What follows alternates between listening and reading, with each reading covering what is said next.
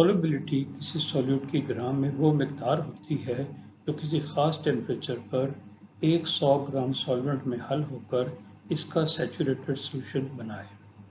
کسی بھی سولیوٹ کی سولوبلٹی سولونٹ کی نیچر کے مطابق تبدیل ہو جاتی ہے۔ سولوبلٹی کا ایک عام اصول ہے کہ لائک ڈیزولوز لائک، یعنی پولر سولونٹ اپنی طرح کے پولر سولوٹس کو آسانی سے حل کرتے ہیں، جبکہ نان پولر سولونٹس نان پولر سولوٹس کو حل کرتے ہیں۔ ٹیبل 2.3 اسی اصول کو ظاہر کرتا ہے۔ کسی بھی سولیوٹ کی سولوبلٹی ٹیمپریچر کے تبدیل ہونے پر تبدیل ہو جاتی ہے۔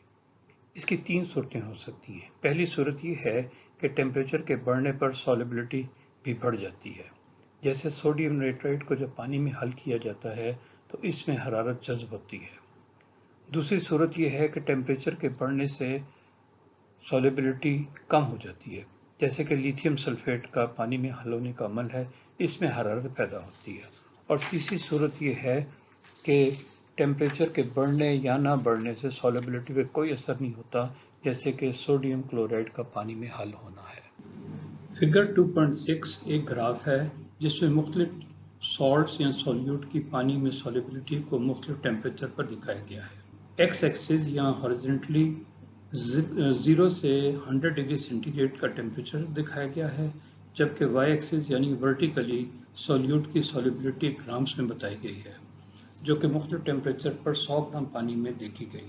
اس طرح sodium nitrate, calcium chloride, lead nitrate, potassium nitrate, potassium dichromate اور پوٹاشیم کلورائڈ، ان تمام سولیوٹس کی سولوبلٹی ٹیمپریچر کے بڑھانے سے بڑھ جاتی ہے، چونکہ ان تمام سالٹس کا پانی میں ڈیزالو ہونے کا پروسیس انڈوتھرمک یعنی ہیٹ کو ایبزارب کرنے والا ہوتا ہے۔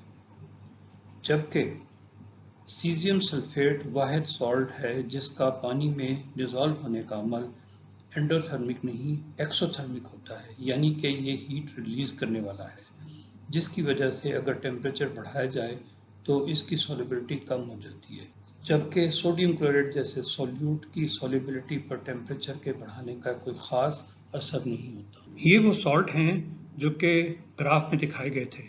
ان کو صرف بتانے کا مقصد یہاں پہ تھا کہ ان کی جو حل ہونے پر انڈوتھرمک یا ایکسوتھرمک پروسیس ہوتا ہے یا ٹیمپریچر کا ایفیکٹ اس پہ ہوتا ہے، وہ آپ کو بتایا جائے۔ دیکھ لیجیے اس میں کون کون سے انڈوتھرمک پروسیس پہ ڈیزالو ہوتے ہیں، کون ایکسوتھرمک پہ ہوتا ہے اور کس پہ ایفیکٹ نہیں ہوتا۔